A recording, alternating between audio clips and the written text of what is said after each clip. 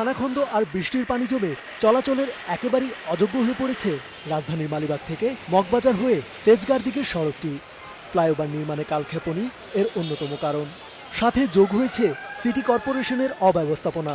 তাই চরম দুর্ভোগ মেনে নিয়েই চলাচল করতে হচ্ছে রাজধানীবাসীকে। শুধু পথচারী নয়, এই সড়কে চলাচলরত যানবাহনগুলোকেও পোহাতে হচ্ছে অভাবনীয় দুর্ভোগ। রাস্তার বেহাল দশায় যানজট এখানে নিত্যদিনের সঙ্গী। রেলগেট থেকে 2.5 ঘন্টা বা 1.5 ঘন্টা 2 ঘন্টার উপর সময় নেয় জায়গাটা।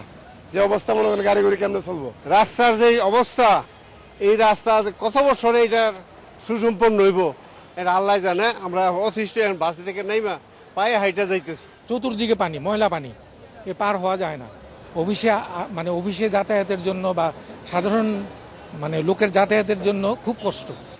রাস্তা ও ফ্লাইওভার পরিস্থিতি দেখতে আসেন সড়ক মন্ত্রী ওবায়দুল কাদের। এ সময় অভিযোগ জানাতে ছুটে আসেন স্থানীয় ব্যবসায়ীরা। মালিবাগ মোড় হইতে মৌচাক পর্যন্ত 10টা মার্কেট প্রায় 10,000 লোক পরিবার এখানে জড়িত, একদম পঙ্গু হয়ে যাবে। এই রাস্তা আজকে দীর্ঘদিন যাবৎ তমাকর স্টেশনের অযোগ্যতার কারণে আজকে এই পরিস্থিতি অবস্থা। আমরা সংশ্লিষ্ট সকলকে 7 দিনের সময় দিলাম। এর 7 দিনের মধ্যে এই রাস্তা ফ্লাইওভার নির্মাণাধীন, ফ্লাইওভার সংলগ্ন রাস্তা মেরামত করে জনদুর্ভোগ কমাতে হবে। আগামী 1 মাসের মধ্যে হানিফ ফ্লাইওভারের নিচের রাস্তাও সংস্কার হবে বলে জানান সড়ক মন্ত্রী। এই জুন মাসে ঈদের আগেই।